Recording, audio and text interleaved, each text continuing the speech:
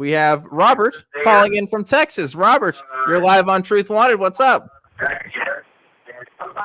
Happy to be here. Oh my God, Truth Wanted. That's what we need. That's what Kelly needs. He needs a little truth. Oh shit! All my friends are calling in. This is crazy. Like it's been 2 calls. Kelly Clemenson? Are you kidding me? That guy couldn't handle truth if he got hit by a bus named Truth. But anyway. Damn, you guys are, hold on, wait, you can't do this to me. You can't bring this beef onto my show and not expound upon it, okay? What is this? You come to my house and bring this?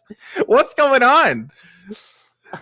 Dan, I got to tell you, everybody calling in has got beef, and you gotta moderate this because it's about to get thrown. But let me tell you something. Kelly's got nothing. He's got nothing. But I did want to ask a question, if that's okay. Okay, I guess so. I guess we're just gonna ignore this whole other sidebar. But yeah, go ahead, Robert. You ask whatever you want. What's up? Yeah. So I've heard a whole lot recently in the media about. From the religious right, we do not want to indoctrinate our children with LGBTQ rights, talking about trans stuff, talking about CRT. I'm tired of it. Yeah. These people are terrified about it. But when they use that word, and they always use that word, like they'll say, "Oh, wearing mask is slavery." Vaccination, that's slavery. Like they always use like trigger words, and I feel like they're using those trigger words now with indoctrination. And in this sense, they're saying you're indoctrinating our kids with history or learning about the fact that other people that might be different from you exist. Yeah. And I wanted to ask you guys, have you guys faced any indoctrination, like real indoctrination, not this fake indoctrination that they're using, as a trigger word? Have you guys faced any indoctrination in your life from the religious right, from Christianity, or from faith-based structures? I think when you say trigger words, what you're meaning to say is dog whistles, right? Because like trigger words would be like, I think that would be something else. I think dog whistles is more the term. Because like, so for example, I literally saw this today while driving. There's a billboard that says like, "Stop illegals from coming into the country," and it's for this, candidate or whatever, as if our fucking ancestors came here legally, like whatever, like that didn't fucking happen. But okay. So, I see that kind of stuff, and that's definitely meant to like rile up a base.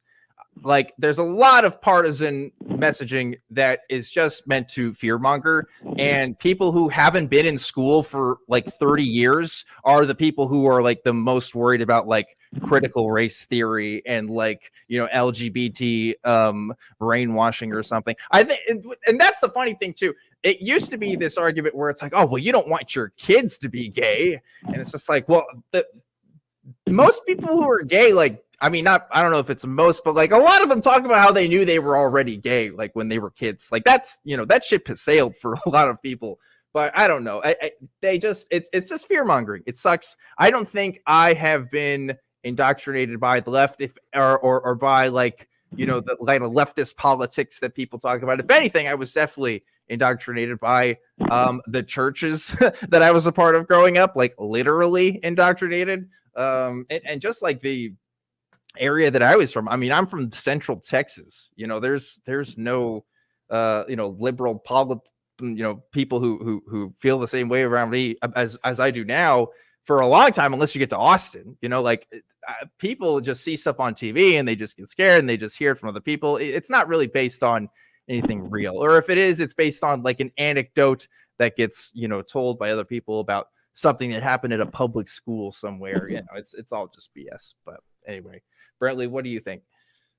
It's really frustrating. Like, honestly, as somebody who was actually indoctrinated, and actually had my scope of information that I was capable of receiving limited to only the information that they wanted me to have, because that's what indoctrination actually is limiting the amount of information that you are able to obtain. And these people, and it's almost like dogmatic. They use the word dogmatic. Like, I'm sure Kelly's gonna end up using it if he calls back. Your dogmatic belief that a God can't possibly, it doesn't exist or whatever. You have to have this dogmatic thing, and it's just words that are used on them that I feel like a lot of times they don't understand really what they mean. Yeah. And then they do, oh, no, you're indoctrinated. You're the one that's doing the indoctrination there, and it's like, no. Brently, that was a fucking amazing old man voice. What the hell was that? Oh my God. That was brilliant. I hope you guys at home have like fucking Sennheiser HD fucking headphones, because that was awesome. Please do that again later. Okay. Anyway, sorry, didn't mean to break your train of thought. Absolutely, no. And that's just my sort of go-to voice there when it goes. But yeah, no, that and the hillbilly. But anyway, yeah, no, and it's like they just don't like to have that, because just knowing that gay people exist, knowing that trans people exist, right? That's not indoctrination. That's just information about the way reality actually is, and they're gonna be able to figure it out eventually. But they it's like they mess up that, it's like there is a contrary to popular belief, there is a gay agenda, and that is people trying to make positive representation of LGBT people, like in the media. Like, yeah, that's a thing on people's docket. Like, get over it. Like, it's been a thing for a while, and more companies are more open to do it because the markets have shifted, and capitalism means that we have to now market this thing now because it's cool, and that's there's a lot of commentary that can be said about that. But like, yeah, like there is more representation for stuff. Yeah, people are more conscious of the kinds of casting choices they make, or the kinds of topics that they talk about in television and movies, because that's the world that a lot of us want to live in now. And there's other movies about other stuff, I guess, if you don't like it. But, when most people are talking about it, they're just mad because, there's a strong female lead in a movie, or there's a romantic relationship that isn't made for laughs because it's a gay relationship. Like, it's, that's what they're upset about. They're not making the movies like they used to. That's all. It's just, it's lame. Kids these days. Yeah, exactly. Anyway, Robert, I hope we answered your question.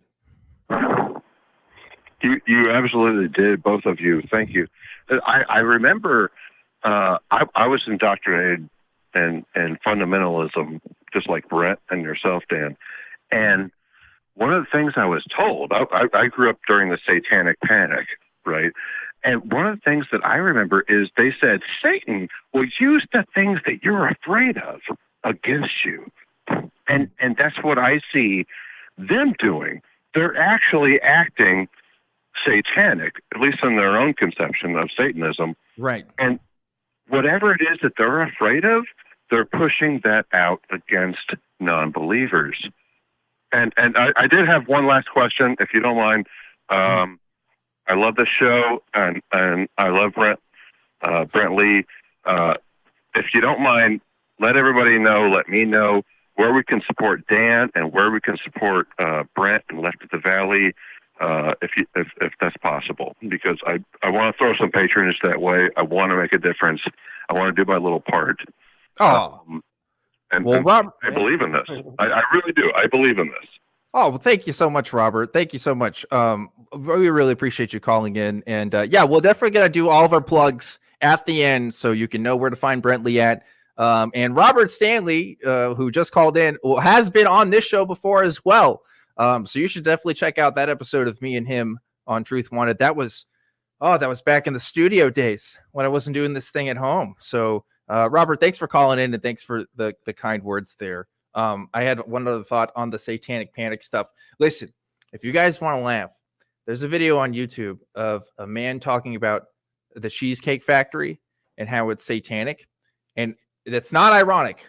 It is sincere. I think it's like a 10, 15-minute long video. It's not the first thing that he's called satanic, but it is the most in-depth look of a Cheesecake Factory I've ever seen in my goddamn life. And this man has thought about this. He has really thought about this. There's another one with like the crate challenges. You remember how the crate challenges was like a thing, like people stacking milk crates and jump. Like he talks about how that's satanic. It's a whole thing. It's a genre, and I'm all about it. To be honest with you, I love that shit. But anyway, I remember that. it's fun stuff. It's really fun stuff.